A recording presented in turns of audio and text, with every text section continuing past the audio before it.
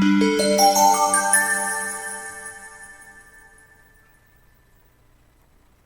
everybody, I'm C. Andrew Nelson, founder of Aquatasy, and Aquatasy is live! A surprise live stream. How you doing, everybody?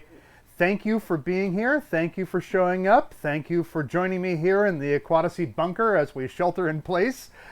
How are you doing? How is everything where you are? I hope you're doing well. I'm doing all right. My family and I are all okay. Getting a little bit of cabin fever, but other than that, we're all right. How are you? How are things going today? I hope we actually have people here today. Who do we have? We have Shelly. Shelly's here. And Susan is here. And Jerry is here. Hooray! We actually have people. Fantastic. So, I just thought, I'd do a nice little live stream today. I had a video that I had been working on for you guys, and I shot it. It's all filmed and everything, but I did not have a chance to finish editing it, so that's why you get a live stream today instead. And why not? We haven't talked for a while. It's been a minute since we last talked with each other, so let's gather together and shelter in place together and have a chat. All right, who else is here? Dan's here. How are we doing? Dan Slee is here. Fantastic. Good to see you, Dan. And who else is here? Nano Reaper is here. Aloha to you. How about that? Let's see if we can bring up the chat. Let's see if the chat's working here. The chat is not working. I'm using new software. I'm using Streamlabs OBS instead of the regular OBS, and apparently I don't have things set up properly. So, everything under control, situation normal. Well, we'll go back to that in a moment. Let's see if we can get that working. Anyway, I hope you're all doing well. We who else is here? Dan says he's good. Hope you're all well. Yes, I'm well. I hope everybody else in the chat is well. Everybody that's watching. It's been an interesting time. I'm not going to lie to you. It's been interesting. It's been a little trying, but it's not that bad. The whole situation. Now, I'm not going to name the world health situation by name, because if I do that, if I use that word, then YouTube is going to demonetize this video, and I can't have that. So we're not going to get demonetized. So we'll use a different thing. We'll use a euphemism to describe what's going on right now. My good friend, the Creaky Blinder. If you've never seen his channel, go check out his channel. Fantastic channel. Very, very funny guy. Very talented guy. Gentleman from Wales. And he's decided not to call it the name that it's actually named after. So he's calling it the Lager Lurgy. So the lager being a type of beer and lurgy being a, So I think I'll come up with my own name. I think we'll call it the Creepin' Crud. Okay, so I don't have the Creepin' Crud. My wife, my kids, my mother-in-law, nobody here in this house has the Creepin' Crud. I hope you don't have the Creepin' Crud. It's pretty bad. It's pretty crazy. I'm very thankful that I was able to go to Europe when I did about a month ago. If you saw the last video. That was about a month ago, actually, that I went to Europe. I went to Brussels. I was a guest at the Comic-Con Brussels there, and a big, huge show, incredibly huge show there. I'm glad that I went when I did. Although, when I did go, I actually was getting over a pretty bad cold. So it was interesting to be on an airplane and to try not to sneeze. And then when you do sneeze, everybody looks at you and gasps in horror and tries to recoil and hope they can, scoot over one seat or something. But I was not sick with that. I did not have the creeping crud. I just had a regular cold. So Cichlid23 is here. How you doing? Good to see you.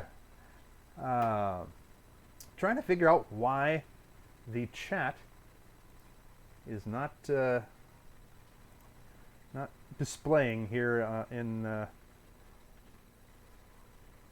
the live stream. But these are the conditions that prevail sometimes. So Let's see. Nope, nothing there. Let me try adding a slight pause whilst I adjust things. Okay. Let me know what you want to talk about today. I did not have any particular subject to talk about, other than I want to make sure everybody's okay. So,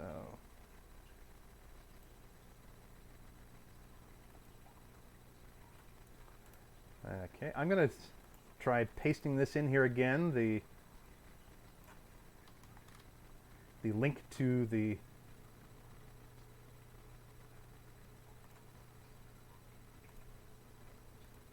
live stream, and no, it is not working. I mean, the chat is not working, so we'll just skip the chat there. But I'm looking at the chat. Sorry, you can't see it. Well, you can see it on the side of the screen there in YouTube. But so Susan says, I don't have it at all. I don't have it at all. I've been in my place where I live for about 3 weeks now since the sickness. Yeah, we go out only for necessary things. You know, go to the grocery store and go to the bank and things like that. Now, some of the interesting thing is a lot of stores are being forced to close. They can't open right now, but certain pet stores are allowed to stay open. Certainly the large chain pet stores, and it's interesting. Has anybody tried going to the chain pet store, like Petco or PetSmart or something like that, during this the whole Creep and Crud adventure? Has anybody done that? I did. My son and I went down to Petco, and it was kind of interesting because they weren't really letting you into the store. So I couldn't go and look at the fish, which is the whole reason I go to Petco. But I could not go and look at the fish. I actually had to go, and they let you into the lobby, and had you just tell them what you wanted, and then they'd go get it. Here, Cicla23 says, one of those fish from the mystery bag auction turned out to be a psycho in the last month. He's a beast and causing huge problems. Sitting in a bucket next to me. A 5-inch Mbuna. Wow. So you got a real winner there. So what are you gonna do with him? What are you gonna do with him? You gonna trying to get Dan to take it off your hands for you? Yeah, that happens sometimes. You know. People ask me. I did the video, the 10 terrible community aquarium fish, which happens to be the #1 video on the Aquatasy channel with over 400,000 views on it. It just went boom, and I constantly getting people in the comments talking about, what about this fish? What about that fish? Would this make a good community aquarium fish? And you know, it's interesting. They were also saying, why did certain fish get left off the list? And in some cases, fish get left off the list because, well, one, I only had 10 slots, and two, because there are some fish that it depends on the individual fish, not just the species. You can't make a blanket comment about, all right, all whatever species are good in a community aquarium. Sometimes you get one that's wonderful, and sometimes you get one that's just a terror, that's just a nightmare. And it looks like Cicla23's got one of those right now. So,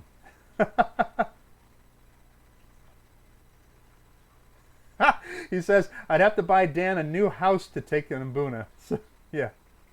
Not a fan of Mbunas, Dan? I'm sorry. Punchy's here. Punchy Paints is here. Good to see you. So, actually, I was just talking about how I went to Petco with my son. Here we go. This is us at Petco. So you actually had to come in. You had to check in at that desk. And then someone would come out. There's someone right there. And they would take the form that you filled out and go to the back and go find what you were looking for. You were not allowed to go into the store and roam around and touch things with your dirty, grubby, grimy, creep and crud hands. So that was what we had to do. And there I am, kind of looking longingly down the aisle toward the fish stuff, so because I couldn't go in, they wouldn't let me in. But you know, that's all right. That's you know, these are the conditions that prevail. So we do our best. We make the most out of it there. So What do we got here?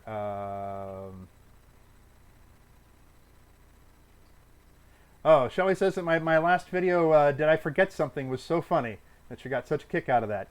Good, I'm glad. I didn't know, it was a little bit different than what I normally do on Aquatasy, to do a little bit of a travelogue and talk about what I do in the other part of my life. For those of you who don't know, and I think most of you in the chat right now know that I'm an actor, visual effects artist, and animator, and spent a long time working with the Star Wars franchise. And because of that, I get invited to a lot of different conventions and Comic-Cons. And I was invited to the big, huge Comic-Con Brussels, where I was a guest with several other Star Wars actors and artists, and lots of other people from Doctor Who and Game of Thrones and Harry Potter and all sorts of things. So it was an incredible experience. If you want to see that video, you can go check it out. It's called Did I Forget Something? That's the video here. Yeah, I'm glad that I went when I did, because I can't go now. And in fact, a lot of the convention appearances that I had lined up have gone away. They got canceled or they're being rescheduled. I was actually supposed to have been in Oklahoma City the last month, also in Dallas last month, and I did not get to go. So, which is sad, but I actually going to be able to do some online virtual conventions. I'm doing one tomorrow called Quoracon. So if you go to Facebook and you look up Quoracon, Quaracon, Quoracon, that is, you look that up on Facebook, that's going to be a virtual convention, and I will be a guest on there, being interviewed by some wonderful people, and chatting with everyone there. So, let me see here. Dan says to Cichlid23, you should think about getting some Scarlet Batis. They are like little mini cichlids. They are, and they're very cool. Actually, I've been thinking about getting some to put into the little 5-gallon tank behind me here, which needs a water change and needs look at the plants. Look at the plants in there, just overgrown. That's what's going on in all my tanks right now. All the plants are just going nuts, and I've got to thin it all out and get rid of a bunch of them, especially the plants that have Vallisneria in it. I've got Vallisneria spiralis in my daughter's tank. That's all I have. I don't think there's any water left because it's just all Vallisneria now. It's pushed all the water out. And I've got Water Sprite just taken over everything. I just pulled a bunch of it out of the Thailand project, which is why if you look, whoops, no, I'm going the wrong direction. If you look behind me, you can see a whole section that's completely bare of plants because it was taken over by this giant Water Sprite that wasn't giant that long ago. Water Sprite grows very, very fast. So, so what do we got here in the?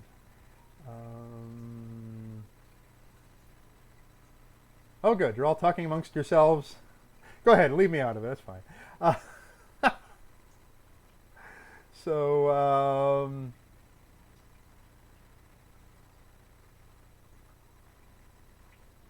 Let's see. Shelley says, you never fail to make me laugh, Andrew. Hopefully we'll be able to make it to the Comic-Con in Modesto. Yeah, I'm hoping so too. I'm hoping that one doesn't get canceled yet. There's others that are coming up later this summer and later in the year, and I may actually be able to go, assuming that all the travel restrictions are lifted, I may be able to be doing a show in England too. It's the first time I've been in England. Actually, well, it's not the first time I've been to England. The very first time I was in England, I was stuck at Heathrow Airport. I was making a connection coming back from Barcelona, Spain, and missed the connection and had to stay the night at the Discomfort Inn. Not the Comfort Inn, it was not that comfortable. The Discomfort Inn at Heathrow Airport in London. But hopefully I'll get a chance to actually do a show there. That would be great. Cicla23 says, the Val in my 20-gallon is doing fantastic. And my daughter has a 20-gallon tank, and it is all Vallisneria. So I'm going to be working on that while we're sheltering in place. I'm going to be doing a lot of stuff on the tanks here. So I will finally get these tanks all taken care of. Jerry says, what's a good starter fish to get for my granddaughter? Good starter fish. That's actually a good question, because what a lot of people think are the good starter fish are not the good starter fish. People usually think of goldfish or bettas as starter fish, and they're not really starter fish. They actually require a certain amount of maintenance. I would say that as long as you get a nice heated tank, I would recommend something like, you know, probably not anything smaller than a 10-gallon tank. 10-gallon tank is like the perfect ideal starter tank, I think. It's just good enough, good size that you can put a nice little small fish in there, and they'd be happy. It's not a lot of maintenance. Although, you know, if you're getting your very first tank, I always recommend, and this is for anybody, you know, whether you're a newbie or not, I recommend getting the largest tank that you can possibly afford, both in space in your home and economically. Whatever you can afford, the biggest one, because the larger the tank, the easier it is to maintain, because it starts to approximate its own environment and it starts taking care of itself. But having said that, I mean, you know, 20-gallon would be fantastic, but a 10-gallon is fine. Get a nice 10-gallon tank with a filter and a heater on it, and easy beginner fish. Guppies are real easy. Guppies. I mean, if you don't want to get a whole tank full of guppies, just get males. Don't get females, because the females, if they're impregnated by a male, then they're going to be, you know, popping out fry quite often, even if the male has been removed from the tank, because they can still store up and pop out some more a little bit later. So, but guppies are wonderful starter fish. They're pretty easy to deal with. Platies, very definitely. Again, same as they're a live bearer, just like guppies, and they're wonderful fish. But they will massively reproduce if you don't watch out. So just want to get males, or, you know, for that. I also think that some of the rasboras are really good too. Harlequin rasboras are pretty easy fish. You get a school of those, maybe get, you know, 5 or 6 of those in a 10-gallon tank. They're really nice. But you know, text me and I'll tell you, Jerry. So what do we got here? Cichlid 23, is that one in Sacramento, talking about the convention, happening? I think July of this year. As far as I know, yes. As far as I know, the convention that's coming up in July is going to be happening. If you want to know where I'm going to be at any given moment at a convention or a speaking appearance or anything like that, you can go to candrewnelson.com and go to the events page, and you can find out all about it there. By the way, is there anybody here that would be willing to volunteer to be a moderator today? I would gladly make you a moderator if you're interested. So Dan Slee says, yeah, the ACA 2020 show was canceled. Yes, I was really bummed out about that. I kind of hope to visit that one. So, Daniel Lee is here. Haha. Yes, even Vader, he says. Even Vader has Casual Friday. Yes. Again, for those of you who don't know, who have come to this channel randomly for the first time, I'm C. Andrew Nelson, actor, visual effects artist, animator, and genuine Dark Lord of the Sith. Yes, I spent 12 years playing the character of Darth Vader for Lucasfilm and the Lucas companies, on film and television and commercials and print ads and video games and magazine covers, you name it, all over the place. So, Lord Vader is a Giants fan, says Cichlid 23. Yes, I am a Giants fan. I've been a Giants fan since I was 6 years old. My father took me out to Candlestick Park, back when that existed, here in the Bay Area, to see the Giants play. He had been telling me all about this. This was a long time ago. This was 1968. And he'd been telling me all about this amazing player named Willie Mays, and how he was such a wonderful home run hitter.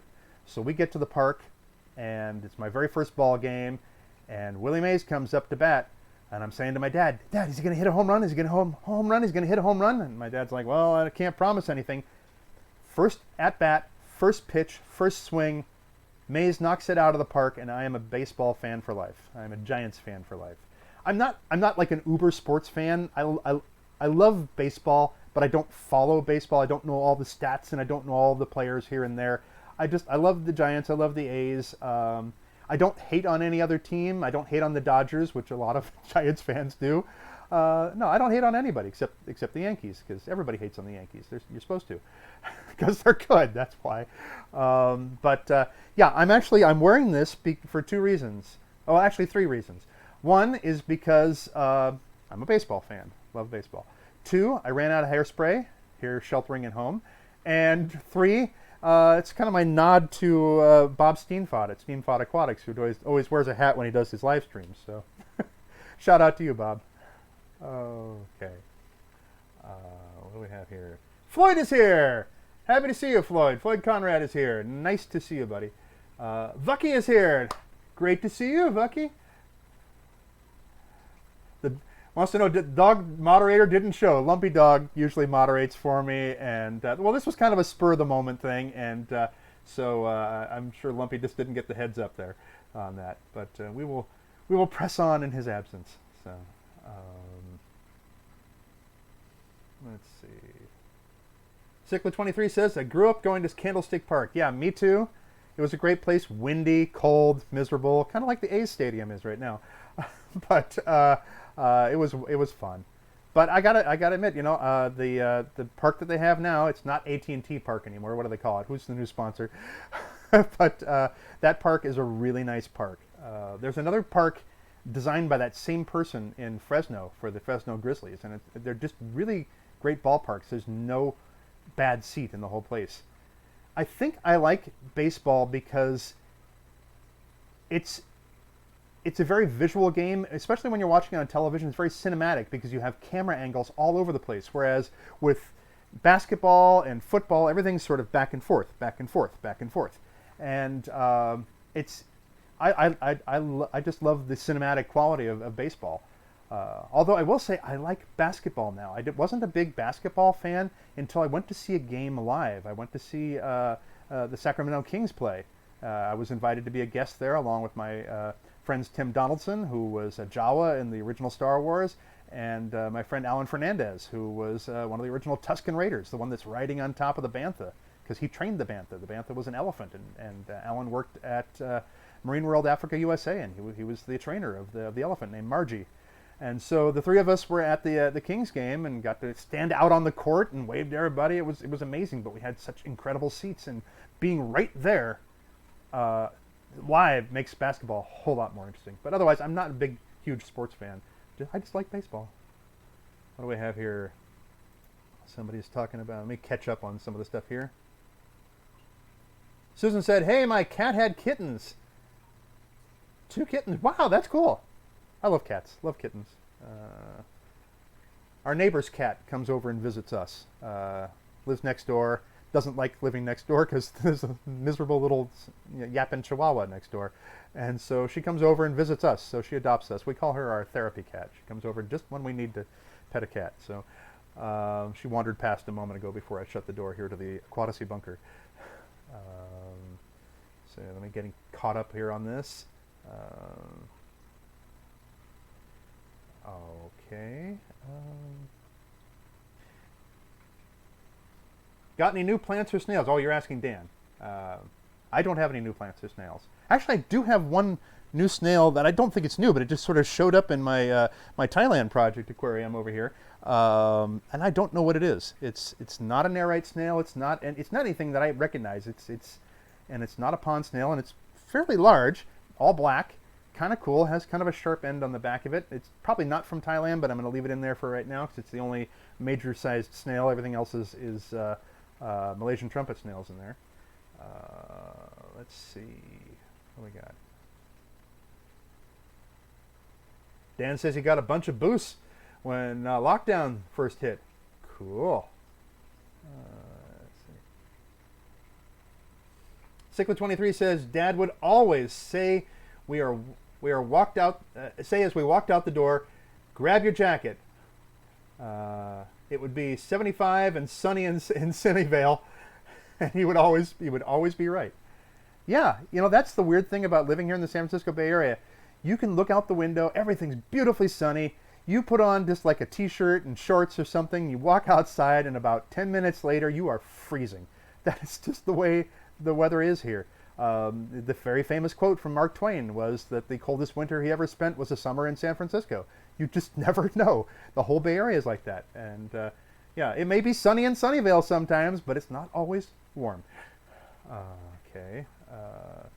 Susan says, Andrew, I'm glad that you did this because some of us have been going stir crazy having to be in our houses. Yeah, I know. That was the other big reason I wanted to do a live stream, is just to kind of connect with everybody and get everybody else connecting with everybody else, because it's hard. It's very difficult. It's not so bad for me. I'm all right. I'm kind of a homebody myself, and it gives me a chance to catch up on a few things. It kind of gets to my wife, because she likes to go out and do stuff, or at least have the, the freedom to go do that. So instead, she's having me do things around the house. A lot of cleaning and stuff, that sort of thing, putting things in place, and rightly so. It's harder on my offspring. My daughter and son are both in college, and they, all of her classes had to move to online classes, which is not difficult for them, because they were both homeschooled, so they're kind of used to doing that sort of thing. But it's hard for my daughter, because she also has an internship that has switched to being online. So everything is done at home. So there's no dividing between, all right, right now I'm at school, right now I'm at work, right now I'm at home. And so it makes it difficult. It's really difficult for my son, because both his classes were physical ed classes. So he had a Taekwondo class and a swimming class. And you can't do those online easily. Certainly not the swimming class. What are you going to do? Have everybody like jump into their bathtub and it's like, all right, now stroke. It's not going to work. So let's see. Back to the chat here.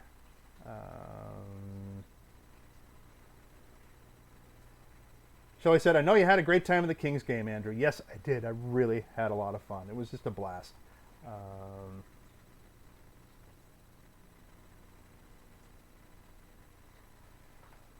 Let's see. Daniel E. says, the Aquatasy bunker is well stocked in food and underwear. N95 masks. We will prevail. Yes. Yeah, we go out once in a while to go get some stuff at the store. I did actually find toilet paper at the store. I was so excited. I went into a Food Max. I don't know if you have a Food Max store near you. I think they're run by the same company that runs Lucky's or something like that. But if you go to a store and they don't specifically have a sign out saying, we're all out of toilet paper, we're all out of paper towels, just ask them, because chances are they have it in the back, and maybe they're just giving out one per customer right now. I actually think that there is a supply of toilet paper and paper towels. They're just not putting it on the shelves because they don't want people to just go all crazy again. So and clear the shelves of that. So we're good in the paper products area on that. Let's see. Cicla23 says, extra stress. Haven't even gotten an unemployment check yet. Grr. So much for the fast track they promised. I know, it's interesting. Yeah, the stimulus checks. I've learned a long time ago that you don't count your chickens before they're hatched, and you don't count your checks before they're cashed. You just don't. There are a lot of things that get promised to you. Working in the entertainment industry, I know that you'll be told, hey, okay, you're assigned to this project, or you're going to get this gig. You're going to be you're cast in this movie. You're going to be doing voice for this project. You're going to be working on this game or that movie or this television show, whatever, and things fall through. Like right now, there's no work for people like me. It's really difficult because the production is shut down completely, and that means that at a certain point, post-production shuts down. There's not new movies and shows being produced right now, so the work that was being done on those that were already shot is already wrapping up and being taken care of. So it's put a real damper on things. And I was talking with Peck Tech, Sean Peck. Anybody subscribe to his channel? If you don't, you're crazy. You gotta subscribe to Sean's channel, Peck Tech. Great channel, great guy, and he's having a rough time of it right now because he works on the other end of things as far as the entertainment industry. He worked for a movie chain, and they laid him off. And that's rough after being there for over a decade. So, go over and support him, support his channel, and, just, help him out there. He's a great guy. Even if you just go over and say, just subscribe and watch some of his videos, that helps. you subscribe and you watch the videos on this channel, that helps too. I mean, every little view helps. A little bit of Google AdSense helps, and if you order stuff from the Teespring store, the Aquatasy Teespring store, that helps too. And of course, that also helps the Starlight Children's Foundation, because a portion of all the sales goes to help them. I've been helping them for many, many years there. So, but yeah, these are interesting times, but we'll get through it, and hopefully you'll get your stimulus check there. But I'm not counting on it yet. I'll once it's in my bank, then I'll count it. Let's see. Ah, Discless Digital Gaming is here. Good to see you. Yeah, one of my friends from doing all these conventions and stuff. They are wonderful. They set up these wonderful areas at these local conventions here in California with all these classic video games and stuff like that. And it's so much fun. And then my son just spends like the whole show over at their area. But yeah, he said, haha, underwater. Yes. Underwater fish underwear. Somebody said here. Yes, yeah, I'm doing laundry constantly, making sure that everything's taken care of in that area. Spirit is here. Hello, Spirit. How are you? Welcome to the random live stream that just sort of cropped out here. Oh, what's Sean's channel name again? The channel name is PECTEC. P-E-C-K-T-E-C. PECTEC. Check it out. He is a great guy. And of course, if you want to find me anywhere on social media or whatever, you can find me. You can find Aquatasy on Instagram. You can find Aquatasy on Facebook. You can find Aquatasy on Twitter. I once in a while actually post something there. And you can find us on Patreon. Or you can go to the Aquatasy website, which is horribly outdated, and I'm actually working on updating it now. Or you can, if you have a burning question or something, you can send it to info@aquatasy.com. So, and back to this.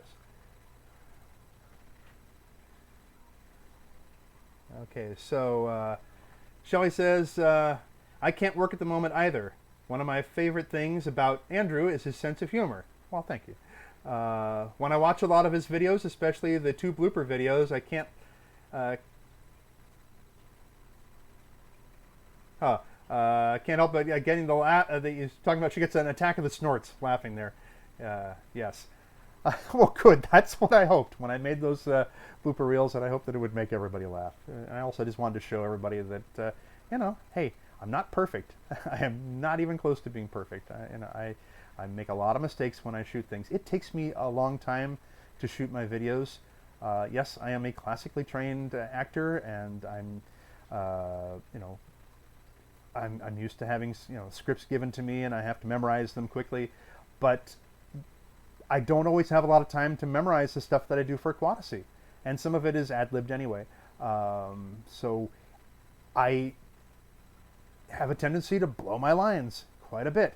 So that's one reason why my hard drives are all maxed out on my computer, because of all that footage that I keep from every time that I mess up my lines.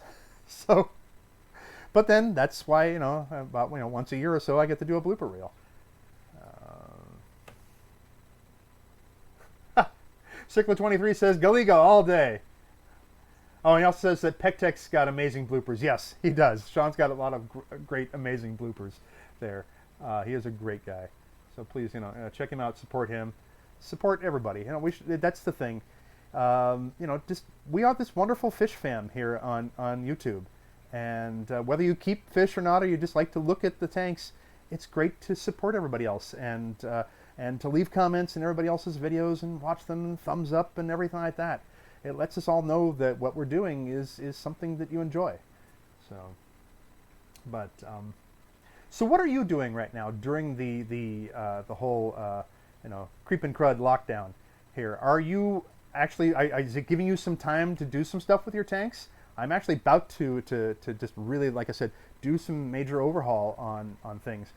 One of the issues that I've had is, I set up the Thailand project quite a while ago and didn't get a chance to finish it. So it was like maybe a third done. And so that was a couple years ago. And I used ADA Aquasoil. And I've found out since that ADA Aquasoil, after a few years, turns to mud. And so it's kind of nasty and yucky on one side of the tank because that's where it's just all ADA Aquasoil, with this side right here. So if I were to stick my hand in there and just sort of poke around, it would just be clouds of muddy dust coming up, kicking up there. So my plan is to swap that out. I'm going to leave the rest of it, the other 2/3 where it is, and back behind the rocks and everything, there's ADA Aquasoil. That can stay back there. I can throw something on top of it to cap it off. But I'm going to take this in the foreground and replace that. So I have to find a different substrate. So if you have a favorite substrate that you use, whether it's Seachem Fluorite or Carib Sea Eco Complete or Fluval Stratum or whatever it is, let me know.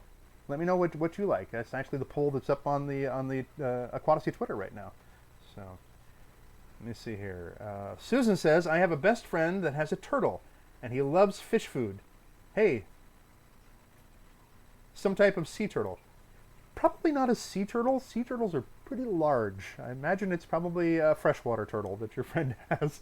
Sea turtles are huge. I mean, they're as big as this. They get really, really large after a while. And I don't think they're legal to keep unless it's a public aquarium or something like that. See, Shelley says, I still remember the very first time I met you, Andrew. I was just like, wow, you are an amazing and awesome friend. Oh my gosh, you're making me blush here. So, well, thank you, Shelley. Yeah, that's the thing. That's why I love doing conventions and stuff. It's like I spent many years on the fan side of the table before I was ever invited to sit down on the celebrity side of the table with a stack full of 8x10s and a handful of Sharpies, and I never forget that. And so when I go to do these shows, I'm very fortunate. I'm very blessed to be able to do what I do. And I tell people I'm an ordinary guy who gets to do extraordinary things, and I don't take it for granted at all. So it's my way of giving back. I'm just kind of paying it forward from thinking back to everybody that I got to meet when I went to conventions. Growing up as a teen and in my 20s and everything. And so now I'm being able to do that for other people who love the fact that they get to meet somebody that worked on Star Wars and the Jurassic Park films and things like that, and Galaxy Quest and everything. So Stan B, did I pronounce that right? Stan B 1973 says lots and lots of water changes. Yeah, that's going to be what I'm going to be doing right after this live stream. I will be doing water changes, definitely. So Jerry says, I'm editing lots of fun projects and playing lots of board games with the family. In fact, Savannah, that's his daughter and assistant, is creating her own game that I can't wait to play. Oh, cool. For you don't know Jerry, Jerry is a producer of documentaries like this one right here. His company is called Theme Parkology. You can go to themeparkology.com and check it out. He does some amazing stuff, some great things, and this is actually one that I worked on with him. I was the editor for this documentary on the Pirates of the Caribbean rides at the Disney theme parks, and also did all the animated titles for it. But Jerry and I work on a number of projects together. He also helps me out with Aquatasy. I'm always bouncing ideas off of him as well. So go check him out there at themeparkology.com. And he's got a special deal going on right now, I think, that for everybody that's on lockdown. So let's see. Wyatt Dean is here. He says, I recently used some Fritz 7 on my tank. How long should I wait to introduce fish? I don't know. I have not used Fritz 7, so I'm not really certain. If somebody else wants to jump in and answer that question, that would be great. Damien Markham's here. Hey, good to see you. Hello. He says, water changing tomorrow. Eco Complete is all right. Yeah, I'm kind of bouncing back and forth between Eco Complete and Seachem Fluorite. I like the look of the Seachem Fluorite.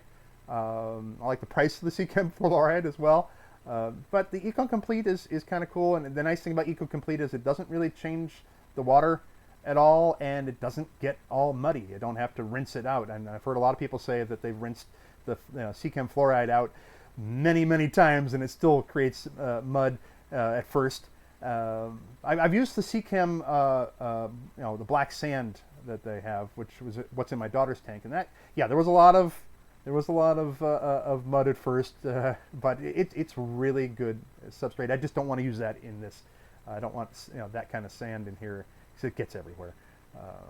But also, I think that the sea-chem fluoride is a little heavier, so I can go through it with the vacuum a little bit and with the gravel vac, and not suck up as much as I would with the EcoComplete. Let me know if you've had that issue with EcoComplete. If you run the gravel vac over it, you end up sucking up a lot of particles there.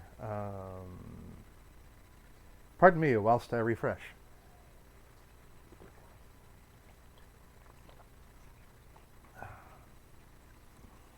Let's see. Vucky says you're more entertaining than a normal guy. Thank you for recognizing that I'm not quite normal. Okay. Okay, let's see here. Shelley is saying to Vucky that a Comic-Con in Modesto, California that is put on by OhanaCon conventions. Yes, there's a convention that hopefully is coming up in May in Modesto as soon as we're all out from under the lockdown.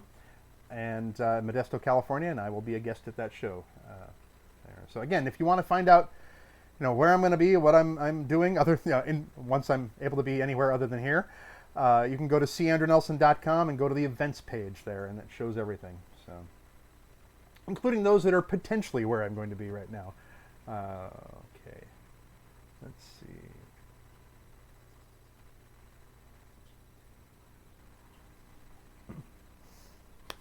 So, one of the things that I'm going to do. So yeah, like I said, I'm going to work on the Thailand project. I'm working on all the tanks. Everything needs some maintenance because before this lockdown happened, before the creep and crud took over everywhere, all over the world, I was very busy and I did not get a chance to do a lot of maintenance on the tanks. So now I'm happy to have that time to do it.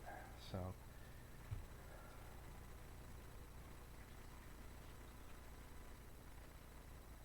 And now we're chatting back and forth in here about the about various conventions here. So, all right. Oh, this is what I wanted to ask. So during the whole creep and crud lockdown here, have any of you actually switched to ordering fish online? Have any of you ordered any fish at this moment? Now, I've never actually ordered fish online. I've ordered plants online. I gotten a lot of plants online, and that's been very successful. A few that haven't been successful, the ones that I got off of eBay, and you saw the videos for that, I'm sure. Or if you haven't, just go check it out. There's a video called Dead or Alive. You can check that out and see what happened. I've never actually ordered fish online. So I'm wondering how many of you have ordered fish online, and how many of you have ordered that now rather than, because a lot of the local fish stores are closed. Fortunately, my local fish store, Albany Aquarium, here in the Bay Area, in Albany, California, they're not actually open. Wink, wink. They're not actually open, but you can contact them and tell them what you want, and they will bring it curbside to you. So you can order it from them online or over the phone or something like that. So, which is kind of cool. That's nice that you're able to do that, because you can't do that at Petco. For those of you who are joining a little bit late there, Stephen Thompson's here asking about the lily bulb. It's kind of dormant. It's not really doing anything yet, but it's not falling apart. That was something that was in the last video. Did I forget something? But for those of you who missed it earlier, there we go. If you go into a Petco right now, you have to sign in at that front desk that you just saw. And they take your name, they take what your request is for whatever it is that you're trying to buy at Petco, and then they bring it up to you. But that does not include the livestock, so you can't go in and say, "Give me 3 budgies." It's not gonna. That's not gonna happen. Which makes sense, because especially like my first thought was, well, what happens like if like a little kid comes into the store and they want to get a goldfish? You know how little kids are with the goldfish tank. They go right up to the feeder tank that's got a bazillion fish in it, and they go to the person that's working there. I want that one. I want that one right there. I want that one. And they go in and they try their best with the net. You know, it's hard enough in a regular tank, you know, a display tank. But the feeder tank with, you know, a bazillion fish. I want that one. It's like, no, not that one. No, that one. No, not that one. That one. Can you imagine that if they had to do that curbside? They had to bring stuff up, so it's like one at a time. They keep bringing a fish up. No, that's not it. No, that's not it. I don't like that one. No, so they don't let you back there. That's the area back there where the fish are. But they don't let you back in there. They make you sign something and tell them what you want, and then they bring it forward to you, which, you know, makes sense. You know, you got to stop the spread of the creep and crud. So, but there's the gentleman bringing the request to the person. And then you take it over to the register at that point. So, but so, is anybody ordering online instead, getting their fish online? Let's see here. Punchy says, one tip: if you order fish online, do not leave them on your desk and go to Europe. Yes, that's probably a good idea. I would not do that. I would not do that. I knew that it was a plant in that box. I knew that it was a bulb. I figured it would be okay. And of course, I didn't intentionally go to Europe leaving it there. There was a lot of stuff that happened. That bulb had arrived, you know, about a month before I went to Europe, and things got rearranged in here, and I forgot about it. But it was fish. No, if it's fish, every bit of important mail that I have gets sent to our UPS store mailbox. We have a UPS store mailbox. And because at our house, we live on there are 3 houses on a private driveway that parallels the street. And the delivery drivers, not the U.S. mail so much, but UPS, FedEx, things like that, they will go around and around and around the block, and they can't find the house. And so we have important stuff sent to the UPS store. And so if I'm ordering live fish, then, and if I was going to order some live plants that were going to be very delicate, not like a bulb or something like that, the people at the UPS store that are fantastic, they're wonderful, wonderful people. They will call me the moment that the package has arrived and say, "Hey, Andrew, you got a package from, you know, wherever I ordered it," because I'll let them know that, hey, I've got a package coming in, and they will call me right away. I will drive over there and get it, bring it home, open it, and make sure everything's okay right away. So. Yeah, but no, I won't go to Europe. I won't go to Europe and leave fish in a box on my desk. So,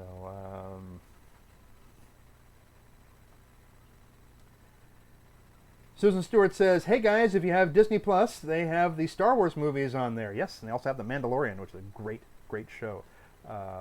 Fantastic show. Got a lot of friends that are working on that. Dominic Pace worked on that. He's a friend of mine, and he plays Gecko on there. And a lot of stormtroopers that I know on there, and people working behind the scenes and everything. Good show, great show. And yes, you can get your bellies full of Star Wars by going to Disney Plus there. Yeah, are you doing a lot more streaming? Watching a lot of stuff on Netflix and Disney Plus? Are you signed up for services like that? I'm just watching a lot of YouTube. Frankly, that's what I'm doing. Catfish Cave is here. Catfish Cave says, when I order live fish, I stand outside, constantly checking tracking info. So you're standing at the curb, out in front of your mailbox, waiting. Where's that delivery driver? Where are they? Where are my fish? Where are my babies? Are they all right? That's kind of it? Yeah, okay. Damian Markham says, I really want to order some plants online, not ready for new fish at the moment. I can actually make a recommendation for you with the plants there. Planted Aquariums, what is it? Let me make sure I got the name right here before I blurt it out here. But there is a,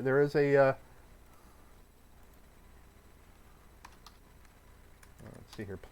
I believe it's Planted Aquarium Central is a really wonderful really wonderful shop. I've ordered there a lot of times. This is a free plug to them. They don't sponsor this channel. Yeah, Planted Aquariums Central. I'll put the link here in the chat.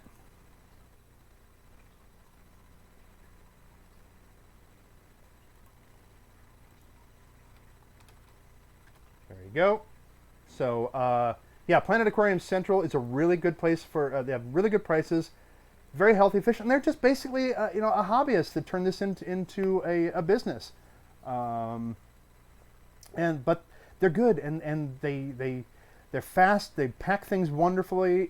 If you go back and you look at some of the older videos that I did, especially some of the project preview things for the Thailand project, you'll see some unboxing of plants. They all came from Planet Aquarium Central, most of them, except there was some that came. I ordered some crypts that came from Discus Madness, but everything else came from Planet Aquarium Central. I can also recommend Dustin of Dustin's Fish Tanks.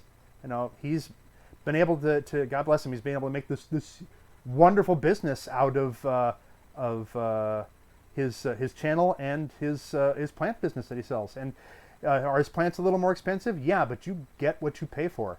He has the most incredible, healthy, gorgeous, beautiful plants. So you can check him out as well. And he has just, you know, a fantastic channel. He is the reason that I'm on YouTube. Early on, when I first started watching YouTube, he was one of the first channels that I stumbled across. You know, back in the day, you know, when he, you know, he didn't have, you know, how many hundreds of thousands of viewers that he has now, you know, and he's just, you know, this crazy guy in his house going, "What up, fish tank people? FishTankTV.com, Dustin's Fish Tanks, bringing it to you on a Sunday." And I thought, who is this guy?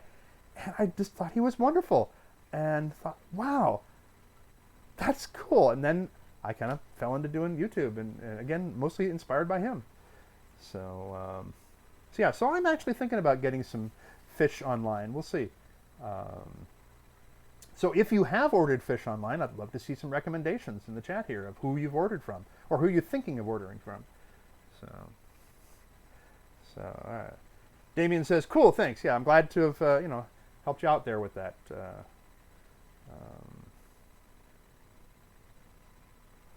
Shelley says she's been watching a lot of Power Rangers on Netflix. That's cool. I actually know quite a few Power Rangers, so personally, so that's cool. That's very cool.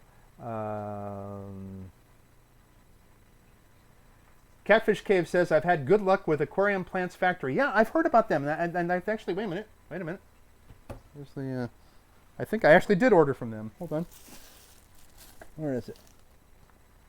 Yes, yeah, the bulb that I just got came from them. And so if it doesn't live, it's not their fault. It's not their fault at all. That's my fault, because I went to Europe. So, but yeah, they were great. They packed it beautifully, and the fact that that bulb was still in great shape is a true testament to the fact that they have good stuff, and they have a good service. So yeah, I would recommend them as well. So Susan said, "I've actually been watching Supernatural on Netflix." My wife is a fan of Supernatural. She's watched, I think, pretty much every episode. I've watched bits of it here and there, but I try not to get hooked on too many shows because I'm already hooked on enough of them as it is, and I'm way behind on some of them. I was watching pretty much all of the CW superhero shows, you know, the Arrowverse stuff, you know, Arrow and the Flash and Legends of Tomorrow and, you know, Black Lightning and all of that, and I've gotten way behind. I'm like a year behind on all of that now, so. I would binge watch, but I don't have the time to binge watch a lot of times now. Maybe now I have the time. So, actually, what I've been binge watching is Star Trek Enterprise, because I had never watched it when it first came on, and this is really sad because I feel bad because I did a show with one of the stars of that series, and the whole time that I'm chatting with him, I really hadn't seen his work much on there, and other shows that he'd been on. But now I'm finally catching up. When it first came on, I had recorded the very first pilot episode, watched about 20 minutes of it, got busy, didn't get a chance to go back to it, and never went back to it. And so I've been watching it on Amazon Prime. And my gosh, that show is actually really, really good. I was so thoroughly surprised by it, and pleasantly surprised. So, Andrew Hart is here, and Andrew Hart says, wow, great to see a live stream. Yes, because the dead streams are really boring. Hope you're doing well. Yes, I am. I'm doing well. Excuse me while I refresh.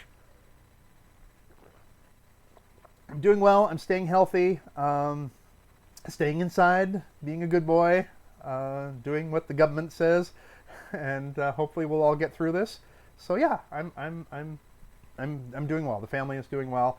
Just some of us are a little stir crazy. It is kind of odd, to be home and all the time, except to go out and do the bare essentials and things. It's also weird to go out and to drive on the freeway at what is normally commute time, where the freeways around here, like I live near Highway 80, which is in California, which at commute time is a parking lot. It's just crazy. And now it looks like the traffic level at about 2 in the morning. It's at 6 o'clock in the afternoon. It looks like 2 o'clock in the morning. It's a ghost town. There's nothing out there. And somebody I know posted some photos on it was either or video on Instagram or Facebook of the Bay Bridge that was entirely empty at like 10 o'clock at night. Just nothing, no cars at all. That's a weird feeling. So, yeah. Is anybody watching like post-apocalyptic stuff? Some people decide, well, I'm just going to go ahead and watch, Walking Dead and things like that. I'm not. I'm trying to stay positive and everything. Although I was tempted to watch The Andromeda Strain, which is a great film from the 1970s. Which is all about a strange pandemic from outer space. Let's see here. Stephen Thompson says, my 10-year-old son loves Star Wars, so when you answered me about the bulb, I bragged to him that Darth Vader just acknowledged me. Yes. Where's your son? Is he watching right now? Is he there? What's his name? I'll give a shout out to him. Because I'm your close personal friend, Stephen. So let your son know that. Okay. Catfish Cave says, I have ordered from Wet Spot, Greg Sage, Select Aquatics, and Aquahuna. Good experiences all. That's great to hear. That's great to hear. Because, I have heard good things about them, but not from anybody that I personally know. So I'm glad to hear that from you. So yeah, Wet Spot seems to be fantastic, and that's good. That's really good to hear.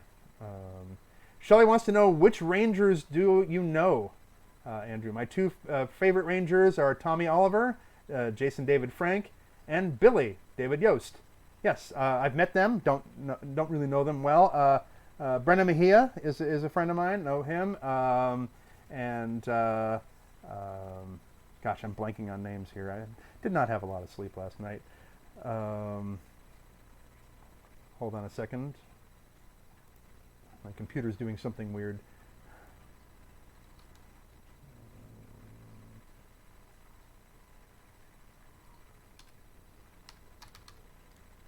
Type amongst yourselves.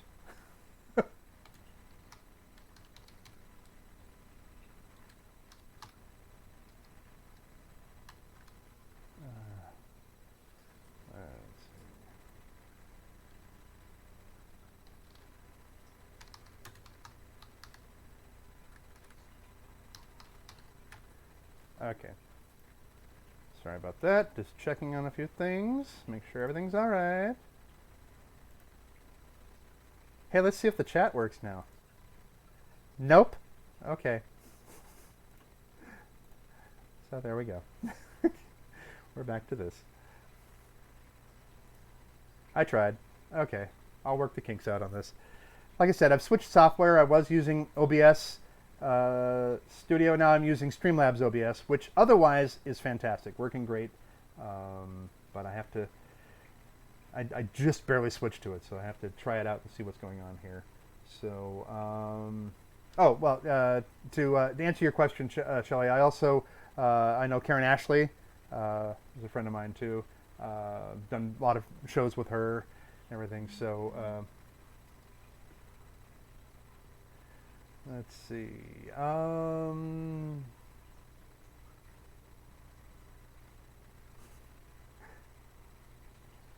Tracy says, look out for Lord Frey.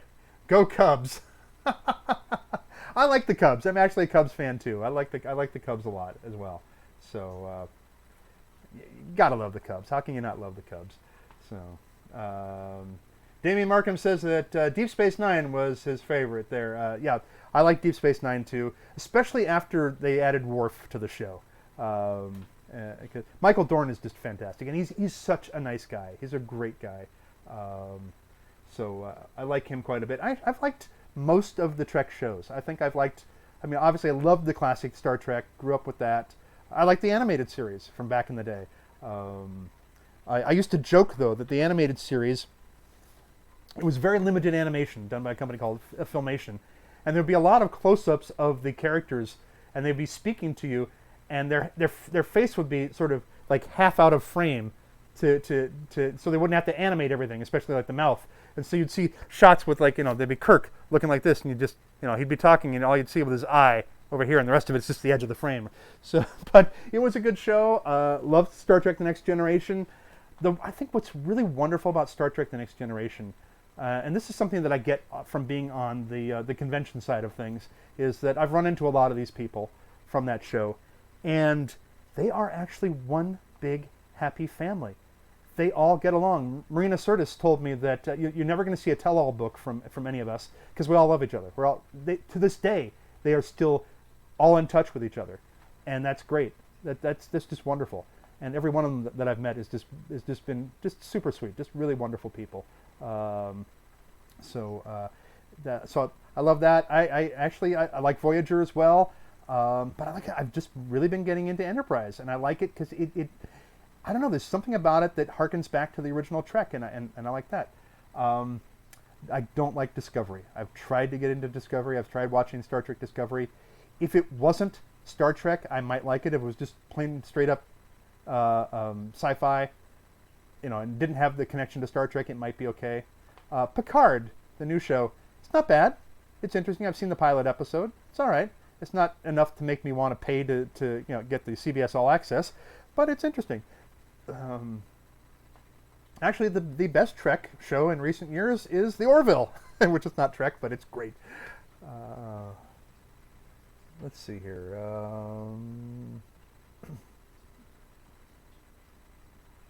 Tracy says that they liked Battlestar Galactica.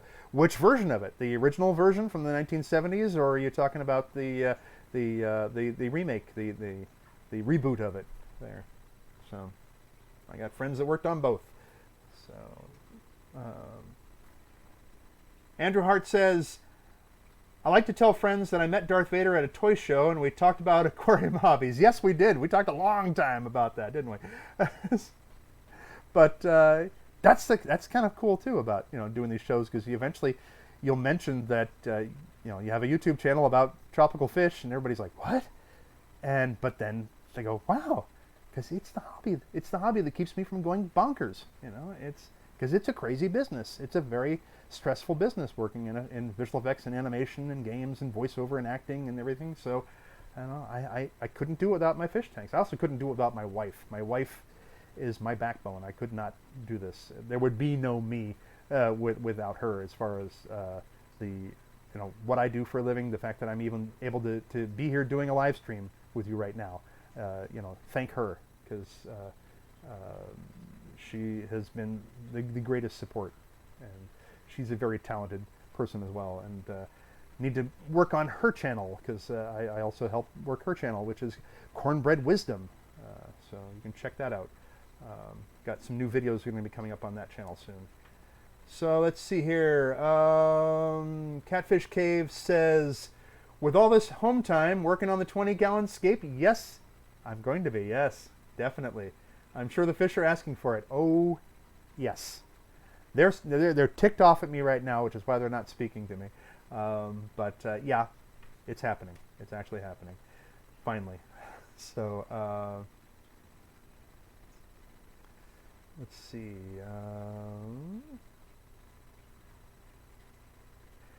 Aquarium Cop is here. They said they hit the like, but they can't stay. But thank you for coming by. Thank you for hitting the like button. Yes, smash that like button. It helps. Every little bit helps. The more eyeballs on YouTube, the more it helps here. And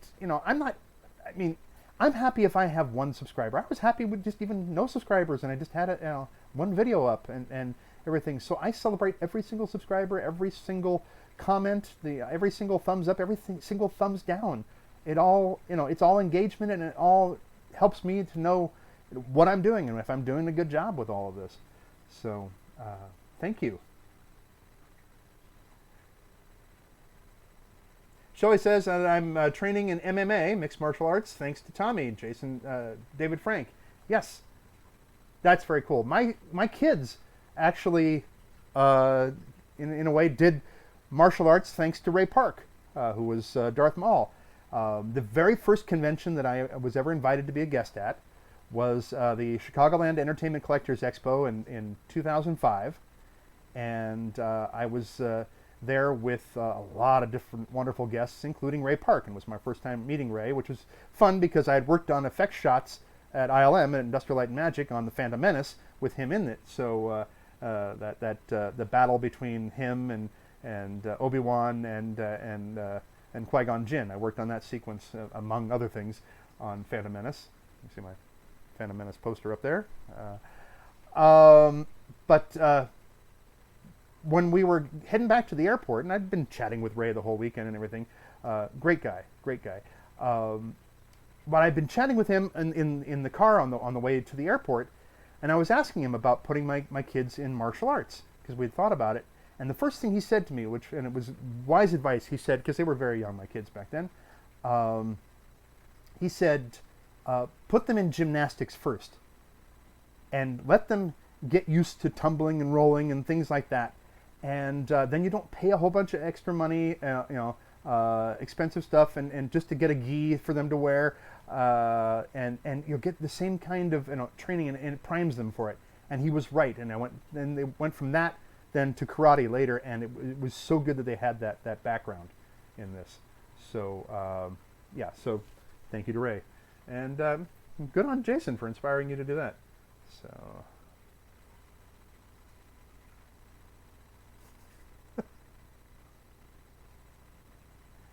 Tracy says my wife rules. Yes, she does.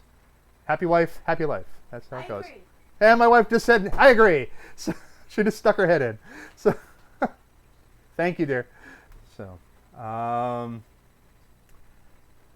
wife actually worked on Phantom Menace too. She worked on the cloud, the ground battle that we did. She was our visual effects photographer for all these clouds that you see on the planet of Naboo. Because the planet of Naboo, spit it out, Andrew. The planet of Naboo didn't have a lot of nice puffy white clouds, which is what George wanted. The planet of Naboo started as Petaluma here in the San Francisco Bay Area, up in the North Bay. The rolling green hills out there, the farmlands out there. So we created these backgrounds. I worked on creating these matte paintings for the backgrounds of this battle, and they were a bunch of photographs that Dennis Murin, the visual effects supervisor, had taken of the rolling green hillsides, and so we'd bring it all into Photoshop, and I'd paint out put it all together and put the hills together with the foreground grass and the midground grass, the background grass, all from different photographs, and then paint out the cows and the telephone poles and the tire tracks to make it look all pretty, and then mess it up with Gungan footprints and scorch marks and battle damage. But we needed clouds. We needed clouds for the sky, because George was insistent that Naboo had big, beautiful, puffy white clouds at all times. And my wife, total rock star, while she was driving, took her camera, leaned out the car window, found these beautiful these beautiful clouds in the sky, snapped these amazing photographs, and that's how we finished the ground battle. So we could not have done that without her. So, thank you, honey. Getting a little behind here on this. Let's see what we got in the chat. Susan says, got a phone call, be right back. Okay. Stephen says, Brenton is his son's name, and right now he's watching a gamer show on TV. Well, fine.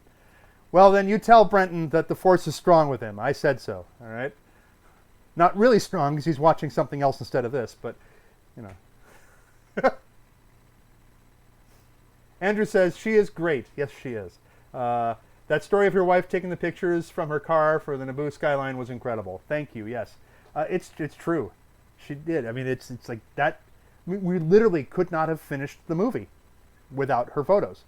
It just would not have worked, and they were the perfect photos to finish that sequence. So you can thank her, especially if you look at that shot, the establishing shot where all the Gungans are marching out of the forest and trudging through that big valley there, heading off to battle.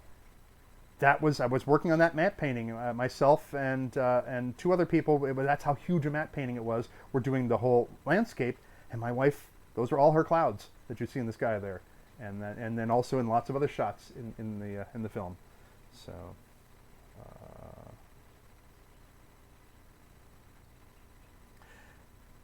Shelley says, I seriously get a kick out of those sassy back-talking fish of yours, Andrew. Yes, that's because you don't have to live with them, Shelley.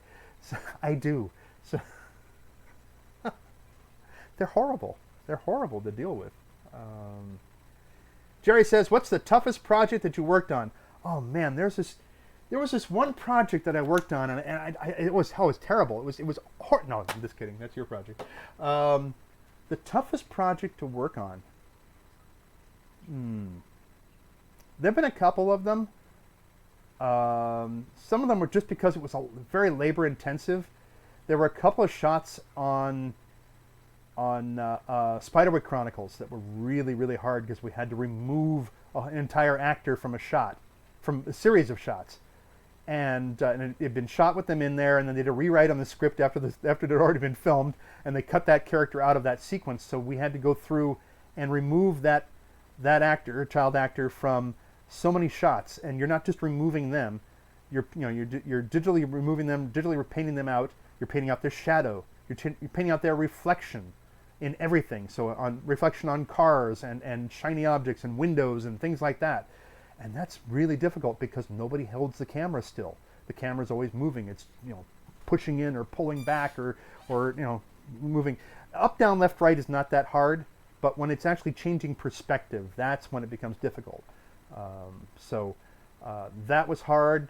There were some shots on one shot in particular on Attack of the Clones that just really, really was hard. It took me 2 months to finish, and then George cut it from the movie.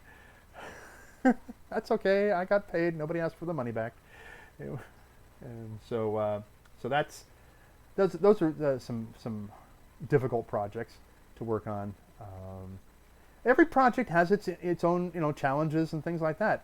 I've got some Aquatasy projects that are difficult just because I came up with something that was like a much more laborious video than I thought it would be. I've got one that I've been editing on for about 2 years that I just haven't finished because I want it to be a certain way, and then I'll get it. I'll get it that way. I actually was very close to having it finished because it's all about how to take care of your fish when you're away from home, when you're traveling. Well, none of us are away from home right now, so this is not the right time to release a video like that. So I just kind of set that one aside.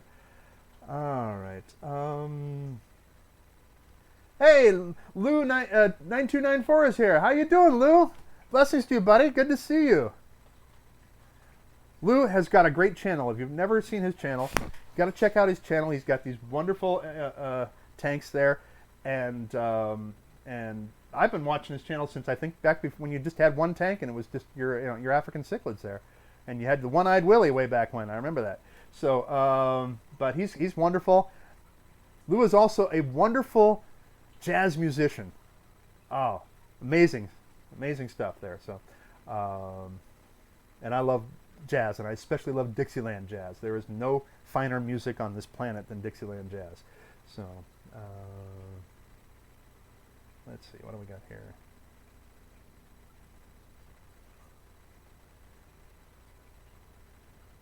Oh, Steven says that I put a smile on his son's face. Thank you. And Jerry says, virtual tomatoes coming your way. Thank you, buddy. Okay, Andrew Hart wants to know, what was the Attack of the Clones scene?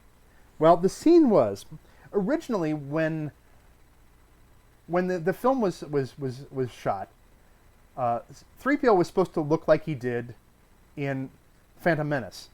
So if you remember in Phantom Menace, if you saw Phantom Menace, the character 3PO was sort of the skeletal version of 3PO, and he didn't have his plating on him. So it wasn't actor in costume, it was a full-scale puppet with an actor in harness, to move the puppet. So when the puppeteer is in this full body harness, so that there are boots that connect to the feet of the puppet. There's a belt that has a rod that connects to the waist of the puppet.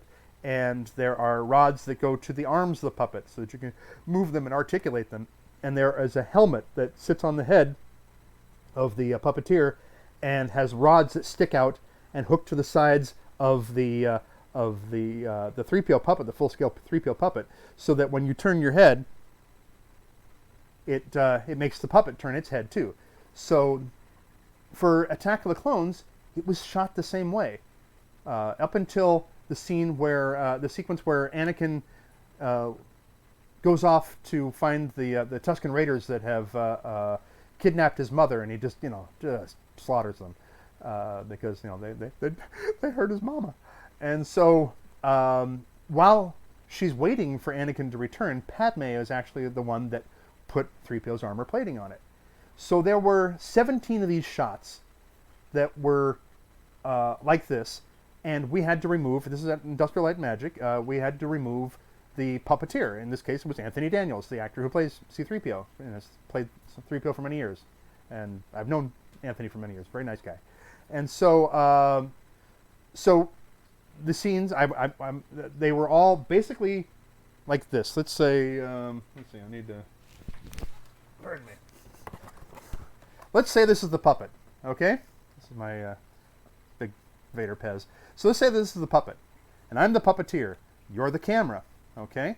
So in a situation like this, to digitally remove the puppeteer, it's not that difficult. I mean, it's some labor involved in it, but you basically have to create a background. You have to paint in what would have been behind the puppeteer to make them go away.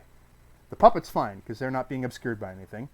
So there were 17 shots like this, and the sequence lead, he was kind of new at this was his first time being a sequence lead for the digital paint department.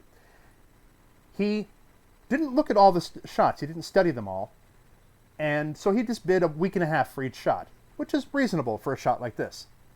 Except the shot that I was assigned, which was like this. Okay, so here's the puppet. I'm the puppeteer. You're still the camera. What's wrong with this picture? I'm now obscuring a big section of the puppet. So that means to get rid of the puppeteer, not only do you have to paint in the background, which would have been there, which was the Lars Homestead, you've got to paint in the rest of the puppet. And it has to move and articulate. Every frame it has to animate. That ain't easy. So, but oops, just pulled my mic off, sorry. Oh, no, I didn't, okay. So that ain't easy. So I had to kind of figure out how to do this. And usually when you do something like this, you're pulling, it's like the clone tool in, if you excuse the expression, Star Wars clones. It's like the clone tool in Photoshop. You know, you grab from one spot, you sample from one area over here to fill in this other area over here.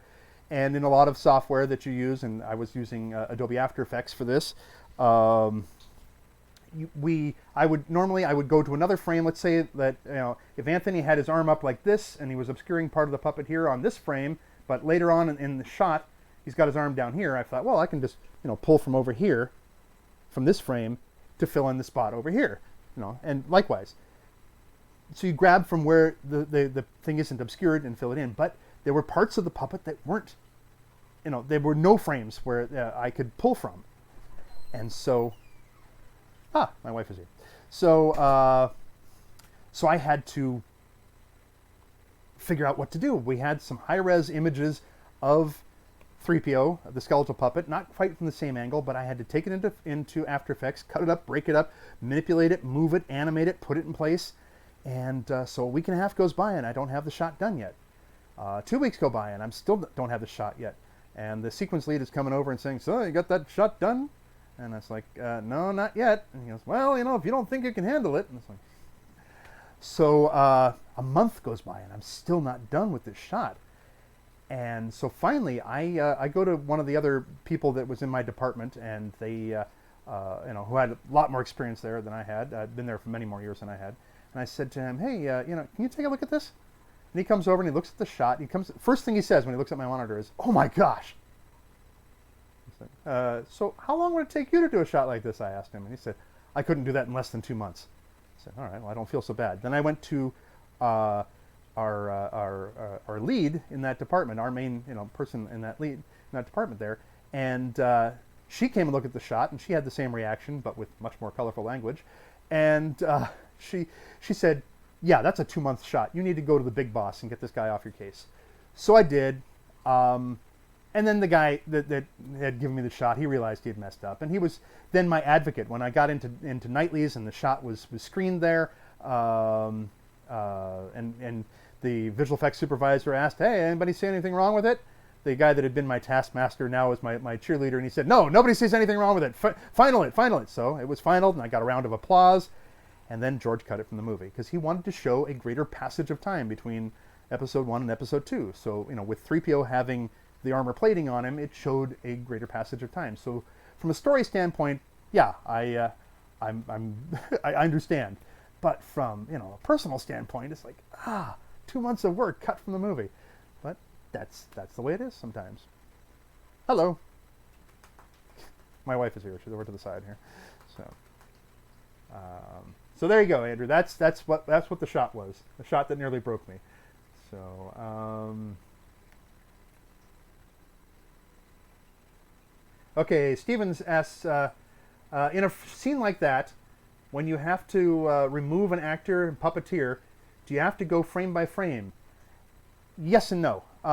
It depends on what it is that you're doing.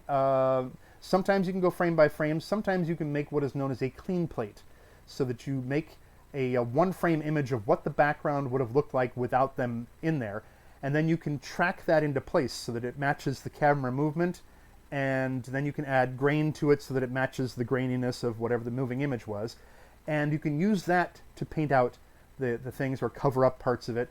There's lots of little tricks to it, but there is always tweaking every single frame. Definitely, you have to kind of tweak it every frame to get it to work. Susan asks, do they have the deleted scenes that you worked on? Yes, they have everything. I'm sure they have every single little thing.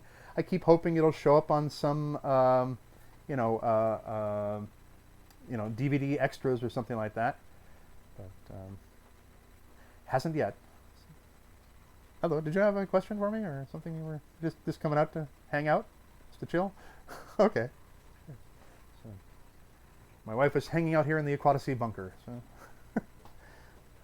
She's sheltering in place with me. So, all right. So, anyway, how are we doing? How's everybody doing? Pardon me while I refresh again.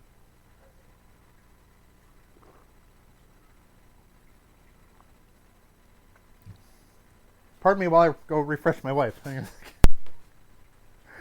we go. So. Oh, well, thank you.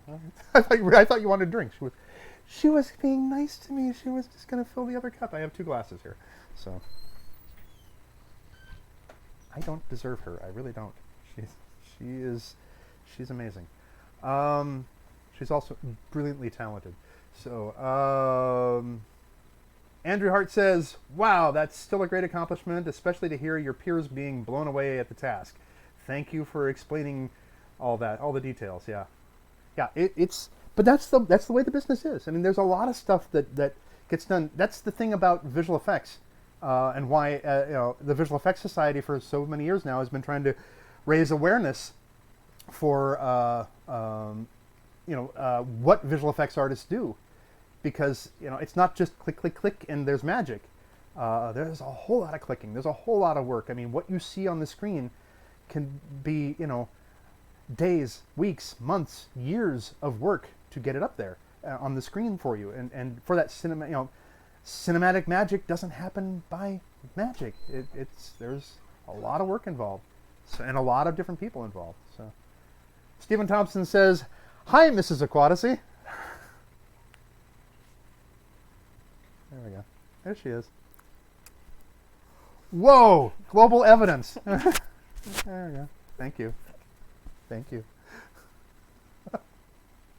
Yes. She has a channel too, Cornbread Wisdom. Go check it out.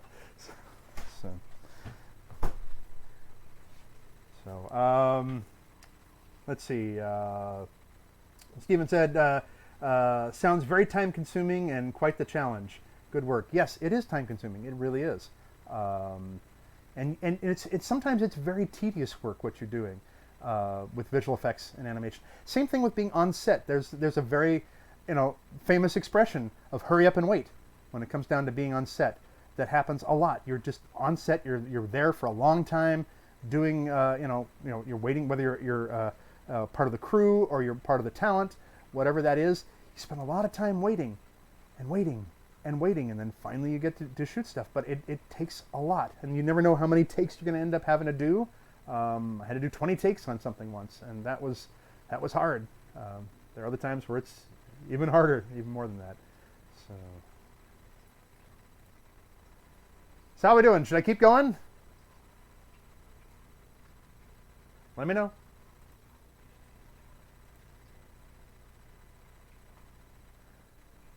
So yeah, so hopefully I'll get a chance to do some, I got to do a little more for the missus. I got to do some cleaning and everything. There's one reason why that we do this live stream from this angle, because if I brought the camera around this way, you'd see all the stuff that my wife needs me to, put away and get rid of and take to Goodwill and that sort of thing. So, Muppet929 gives me the thumbs up. Great. Thank you. Thank you very much.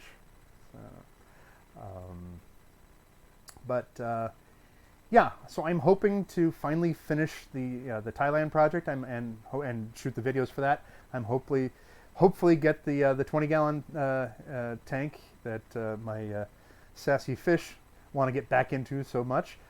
Get that one taken care of as well, and redo my daughter's tank. It really needs it. So. Stephen wants to know, how long does a frame take? It all depends on the shot, and it depends on what kind of effects you're doing in there.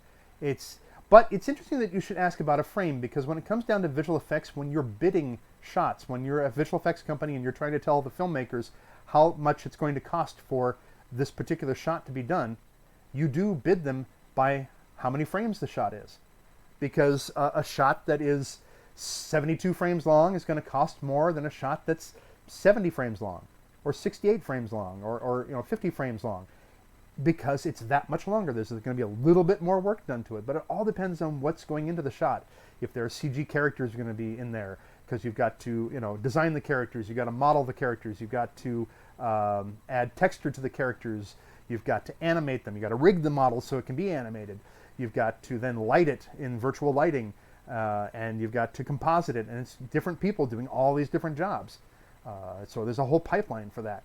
And then there's if there's any kind of digital paint that where things need to be painted out or put back in, if there's any rotoscoping that needs to be done, which is where you're tracing the outline of something every single frame to isolate it from the rest of the image. So a lot of times when you have a CG character that goes behind a live action character, you've got to trace the outline of that live action character every single frame so that you can squeeze that extra layer in there in the composite. So there's a lot of work. So there's no hard and fast rule. It's every frame of every shot is different. So it takes time. Some shots, depending on what you're doing, can be can be done in an afternoon, in a couple hours.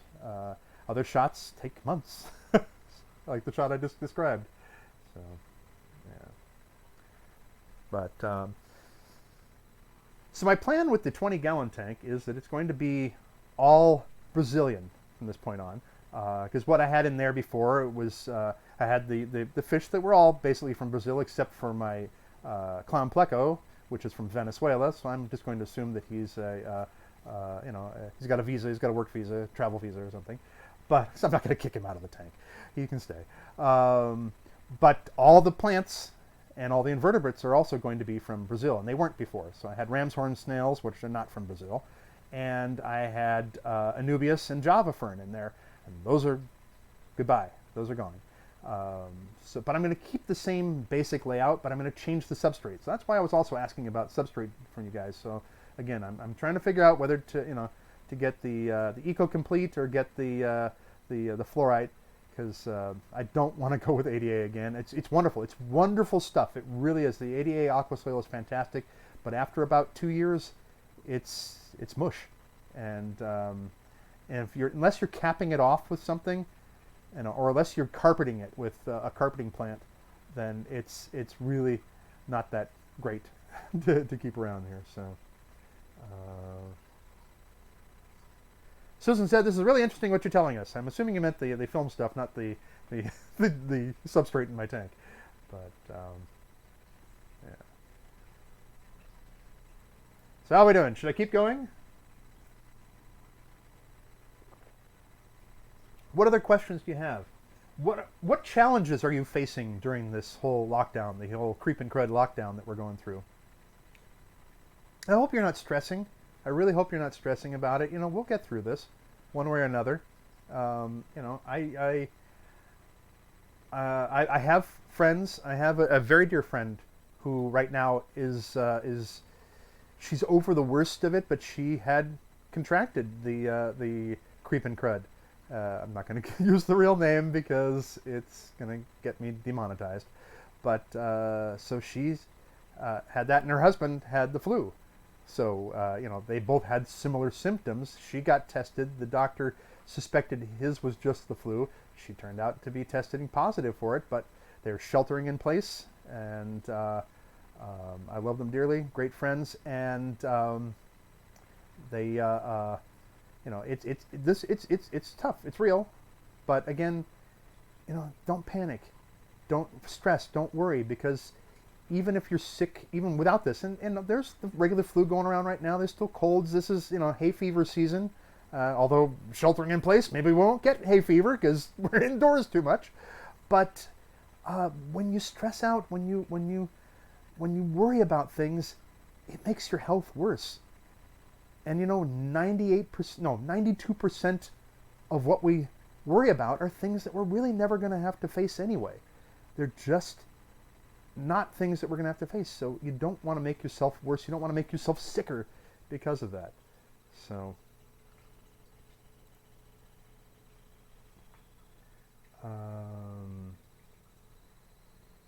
Andrew Hart says, a friend of mine just gave me her 55-gallon tank. Score! Any suggestions? I'm a bit overwhelmed by the possibilities. I know, that's wonderful. What a huge, wonderful canvas that is. I have never owned a tank larger than a 20-gallon tank myself. My son has a 36-gallon bow front, but that's his tank, not mine. So, but I personally have never owned anything larger than 20 gallons. But 55-gallon tank is great. You can do a lot with 55. Are you wanting to do like a planted tank? Is that what you want to do? If you watched the last live stream that I did, I gave a lot of stocking ideas that you could do for tanks. But I'm going to be working on a video coming up on different ways to different aquascaping ideas, you know, inspiration for that. Or I may just turn it into a live stream like this, like I did the stocking ideas. But do you want to do a planted tank? Do you have any particular thing? One of the things that I love to do, that's kind of the bee in my bonnet now, is I will pick a particular country and I'll just design the tank around that country. So the hardscape may not represent any particular place in that country, but all the fish, all the plants, and all the invertebrates all have to come from that country. So it's a little challenge for myself. So they don't all have to come from the same spot, so it doesn't have to be all from one locale. I'm not doing like a biotope, but I just kind of do it all from a particular country, and I like that. Lucas Studios is here. Good to see you. Yes, long time no see. All right. Stephen Thompson says, would you recommend aqua soil? Yes, I would, under certain circumstances. It's great stuff. It's expensive, but it's great stuff. If you're doing it like a really fully planted tank, fantastic. And especially if you add all the other stuff, the power sand and the Bacter and all the stuff that they can sell you. I mean, they can sell you a ton of stuff, but it's you get what you pay for. It's good stuff. You know, Takashi Amano, he was the king of aquascaping, and you know, and Oliver Knott does, you know, amazing stuff with this as well too. So yeah, it's great stuff, especially if you're going to have a really heavily planted tank. I do recommend it. but keep in mind that after a few years, it starts to break down, and also, like I said, if you've got it, if it's fully grown in, that's not a big deal. And this was not fully grown in here in the foreground. I was going to do some kind of little carpeting grass there, and I didn't get to it. But it's good, but it also, after a while, it does lose some of the nutrients, is what I've been told. So I'm going to replace it with something that's going to hold the nutrients for a lot longer. Now, you go to D. Michael's Fish Den. If anybody here subscribe to D. Michael's Fish Den, great channel. My friend Mike over there, D. Michael's Fish Den. He does pretty much all his planted tanks with just sand. And then he does a lot of root tabs. So he's always taking these little capsules that he's made of root tabs, of nutrients, and sticks that down in there. And he's had a lot of great success with that. So, and that's a much, less expensive way of doing things. So I'm thinking about that as well. So Lucas just joined. Glad to have you, Lucas. Lucas Studios. Andrew Hart says, "Oh yeah, planted all the way." Yeah, I mean it can be. There's a lot you can do with it. I mean, a 55-gallon tank is big enough that you can create little zones, little areas in there that have a different look to it, depending on what you want to do with the aquascaping, with the hardscape. With you can make rock caves. You can have lots of driftwood, lots of cool branches. It's big enough that you can have branches coming down at angles as if it were roots from some overhanging tree or something going down into the water. So there's a lot of cool stuff that you could do. Maybe you want to do like some kind of South American stream or something like that, or maybe some people have taken like a 55 and done, you put a nice water flow in there and lots of big rocks and do like a hill stream thing. So you've got fast moving water, and you've got a lot of animals that would, or a lot of fish that would do well on sort of a colder hill stream type setup, like obviously hill stream loaches and things like that. But the things are, it's a blank canvas. It's art. That's what's great about this hobby. Not only is it wonderful fish keeping and animal husbandry and things like that, it's art. We get to create this living canvas, this living artwork, which is so amazing. Figure out what you're interested in. One thing you can do is you can figure out, okay, this is a fish that I've always wanted to keep, and maybe it's one that was going to get too big for a 20-gallon tank, but would be ideal for a 55. And then base the whole tank around that. Then, figure out what other fish would be compatible with it, both in temperament and, water requirements and, water parameters and feeding and everything like that. And make sure that fish is good with plants, because some aren't. Some will uproot them. Some will just nibble them to death. And go from there. Figure out what it is. It's like, okay, you've got this big, beautiful tank. What have I always wanted to keep? Start with that. So, let's see. Muppet929 says, I'm trying to decide what to glue some Anubias to. Rocks, wood, decoration, etc. I can't decide. I liked seeing, my son's got Anubias in his tank, and it's mostly growing on the wood. And it looks pretty cool. It looks pretty cool that way. Also, but he's got Java Fern, too. He's got Java Fern in there, too, which also looks good that way. I like seeing Anubias grow on rocks. I think there's something about the way the nice big roots gripping the rocks like that. It's really cool. It's like the banyan roots in a jungle. Really cool about that. Java Fern, I think, looks more interesting growing on wood. Just my opinion, because it doesn't have the more pronounced roots. They're much thinner, much smaller. So that's kind of what I would do. I think I would if you really want to see the Anubias shine, I think on rocks is really cool. So Susan Stewart says, when I was younger, I would always go to the fish tanks and watch the fish swim, and I still do that because they are so beautiful. That's kind of how I got hooked on this hobby too. My dad would take me out to Steinhardt Aquarium at Golden Gate Park here in the Bay Area in San Francisco, and it's a big, beautiful place. It's even more beautiful now. They rebuilt the whole place back in the 90s or whatever, and we would go out there, refreshment time,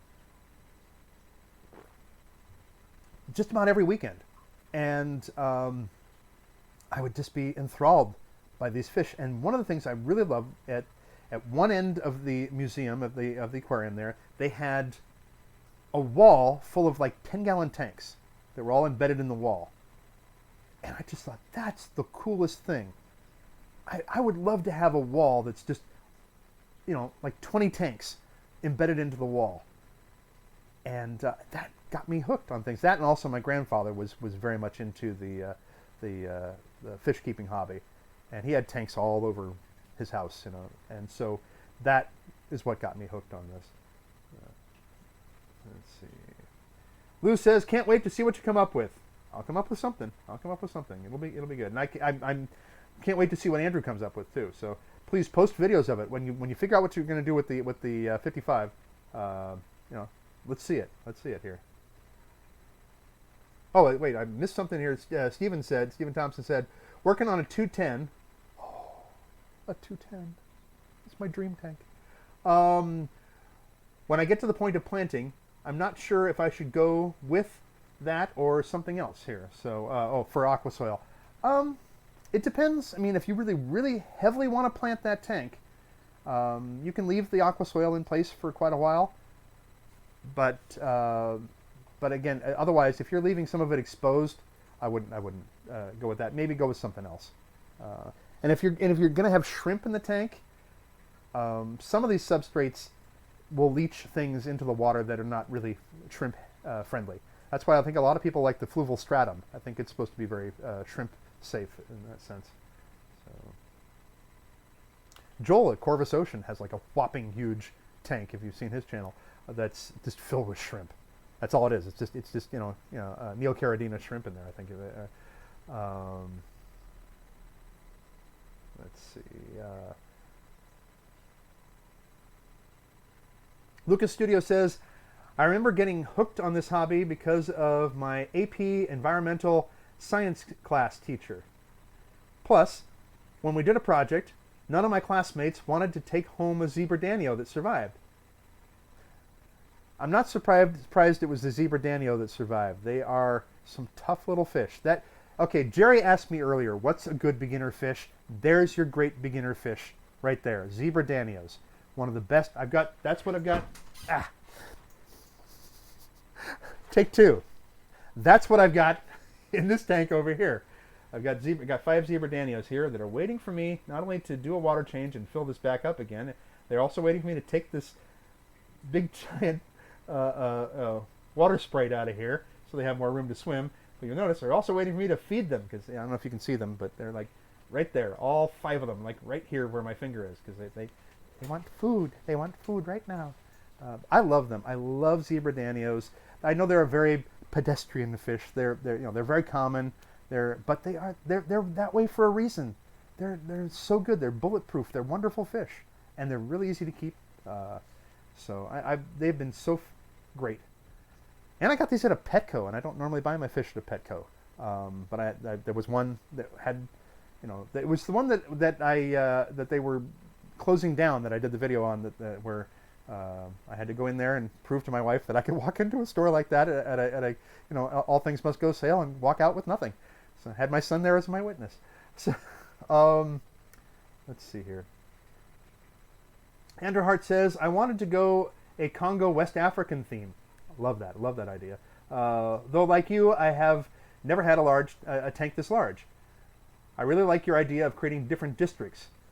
We'll definitely give updates when I get there. The nice thing about doing that is because one, for me, it's very cinematic. It's storytelling. When you do an aquascape, it's very much a storytelling thing. You have little areas, little zones that are, like you said, districts. I like that idea, districts. And you can also then tailor them to the type of fish that might hang out in that area. So you've got an area that's got a lot of caves and things. There are certain fish that are going to want to, spend time in those caves, and they'll feel safe there, and they'll feel more safe to come out in the open because those caves are there. If you have an area that's got a lot of branches, there are some fish that like to hang out in that, or an area that's heavily planted, there are some fish that like to hang out in that. And then another area that's like wide open, and then some fish that want to swim out in the middle there. So you have different parts of the water column that fish want to hang out in, but then also these little zones, these little scenes, these little tableaus, as they were. So that's great. I love that idea. I love the idea of the Congo. I would love to set up a tank that's the Democratic Republic of Congo as you know, like I always choose a particular country. That would be a great one to do. So, and then you can have Anubias galore everywhere, you know, which is an easy plant, one of the easiest plants to grow. You can literally grow them in darkness in a toilet. I think they're that easy to grow. Let's see. Lucas says, same. One day after this pandemic, after the creepin' crud is past and gone, I plan on making an Amazon biotope. Very nice. Very nice. He says, I also have 5 zebra danios as well. I had a dwarf gourami, but unfortunately, I realized that he was old when I got him. Yeah, that happens sometimes. That's the thing. When you get a full-grown fish at a store, or you get it, you know, from wherever you get it, you never know how old they are. That's why when I recommend to people that they get bettas, that you get them when they're really small, so that you know how old they are. Because a lot of times, you know, they may be been sitting around the store for a while and may not be in the best of health, depending on what store you get them from. So my little gal that's over here in this tank, who's on the other side of the tanks right now, so you can't see her. Come on over here. Anyway, her name is Princess Bucket. I did not name her that. My friend Peter named her that. My daughter made it stick, and so she's Princess Bucket. Anyway, so the princess, I got her when she was tiny. I mean, literally like an inch, and so she's, you know, going to be around for a while, because I know how long she's going to live, how old she's going to be. So, but yeah, it's hard. Yeah, I had a dwarf gourami in here with these zebras, and it didn't. I mean, not a honey gourami in here with them, and who knows how old it was when I got it, and so it didn't live that long. So it's sad.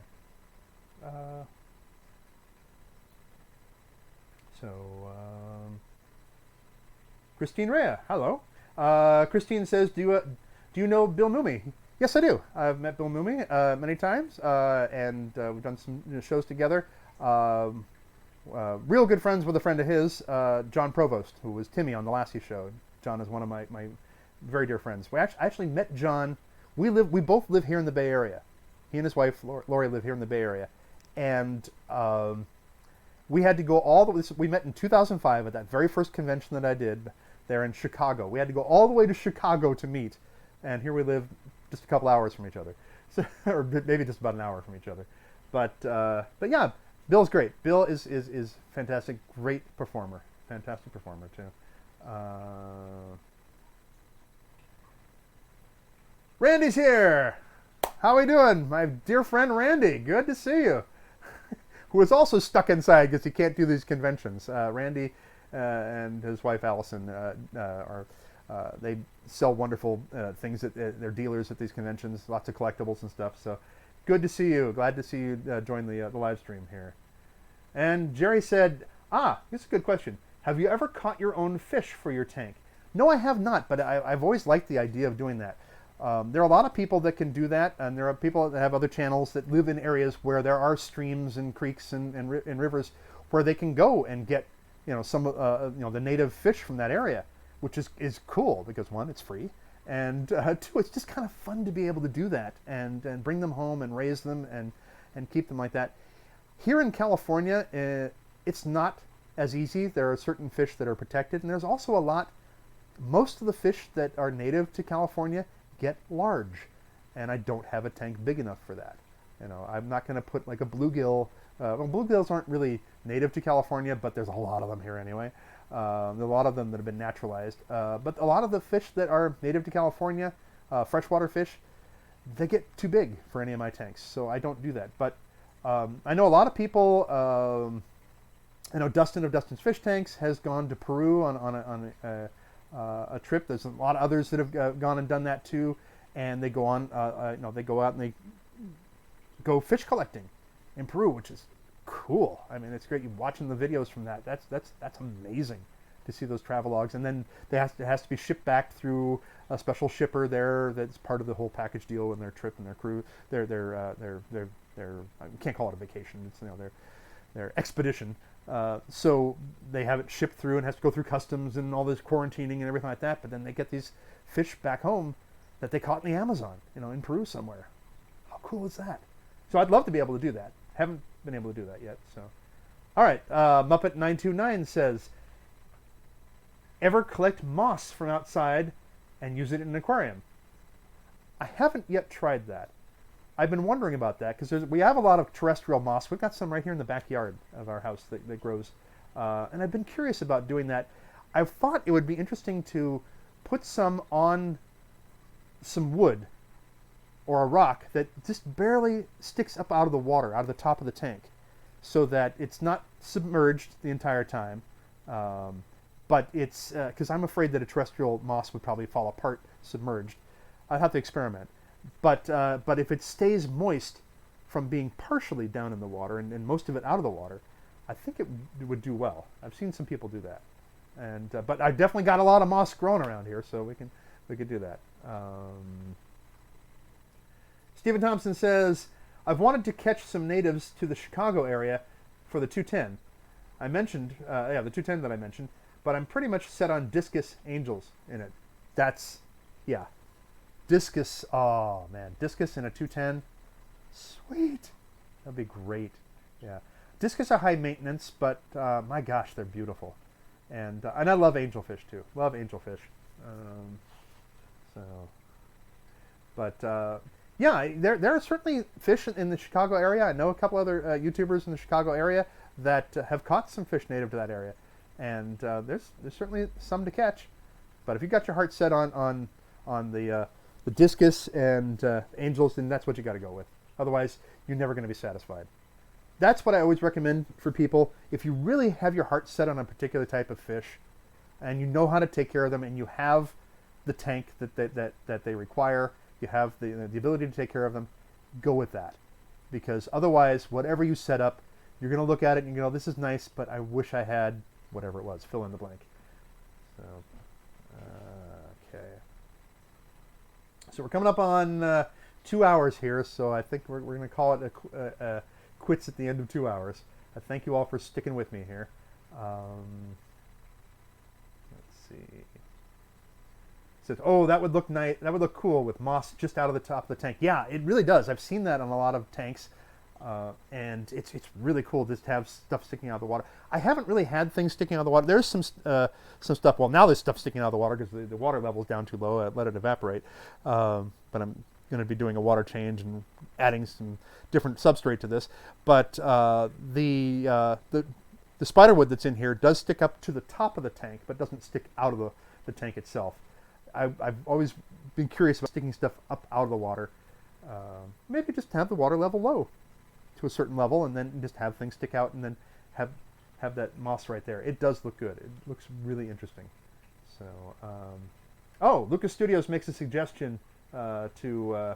I'm guessing he's suggesting it to Stephen, or maybe to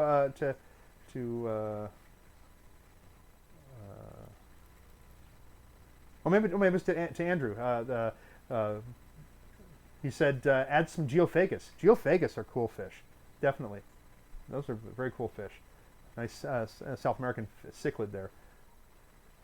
A lot of people like African cichlids. I'm partial to South American and Central American cichlids. I don't know what it is, but to me they just have more personality and charm. And also you can keep several of them in planted tanks, and I'm all about the planted tank. And African cichlids, not so much. So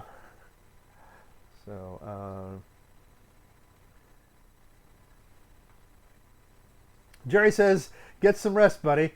We have a lot of fun projects to do in the near future." Yes, we do. In fact, I'm going to be doing a podcast with Jerry and his company Themeparkology, a podcast called The Forced Perspective. So if you go to themeparkology.com, you can find that, and that's going to be starting very soon. He's got a lot of other great projects there too. Go check it out. I'll be working on some of those projects with him. Bob Gnarly says, that's a great name. Bob Gnarly says, you should use prop building to decorate an aquarium. That would be interesting. You know, a friend of mine now is Odin from Odin Makes there. If you've ever watched that channel, great channel, fantastic, great guy. Lives here in the area. And he does these fantastic builds on different props and costume pieces and things like that he makes. Oh man, that would be kind of cool. But yeah, it would be cool. I've also often thought about, well, what about using a 3D printer to make different aquascaping things? It would be cool. I don't have a 3D printer. He does. Maybe I'll talk to him. Let's see.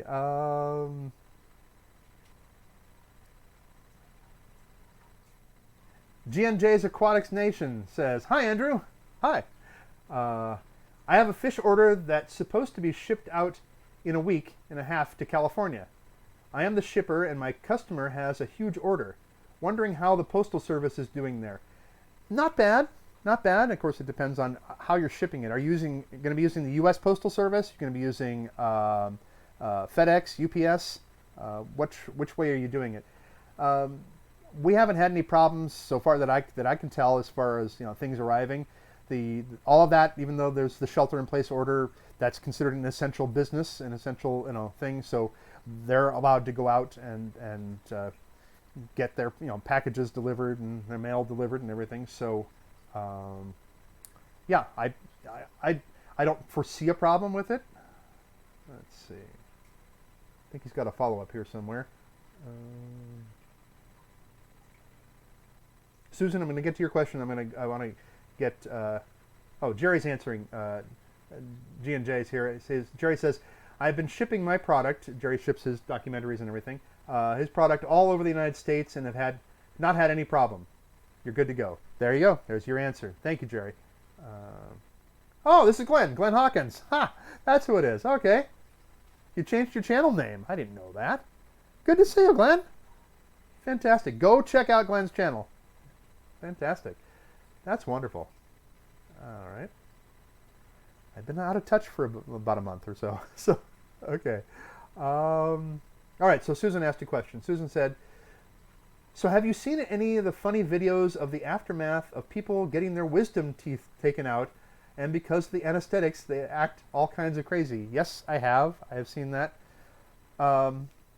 My daughter, when she got her wisdom teeth out, we shot video of her. She was a little loopy. We did not post it on social media or YouTube. That was just so we could show her, here's what you were like when you went through this. But yeah, those meds are pretty strong, and they take a while to wear off. I've seen some of that stuff. It's funny.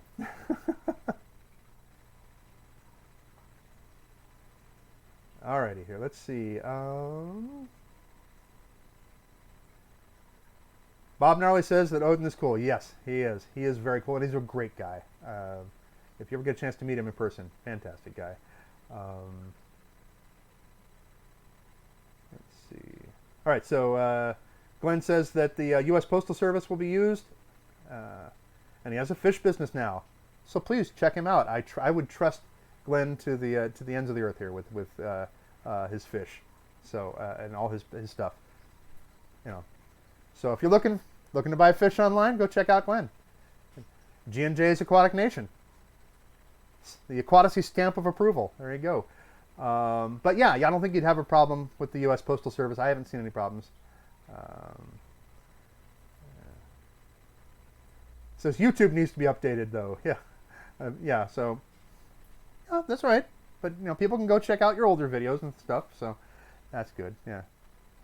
Is anybody having any streaming problems? Because YouTube has sort of dropped the quality on certain things just to make sure that everything can stream, because everybody and their mama is streaming right now because of the creep and crud lockdown. So I think we're going to call it a night now, because we've been going for about 2 hours, and that's usually what I do here. I thank you all for showing up and participating and asking questions. It's great to connect with all of you.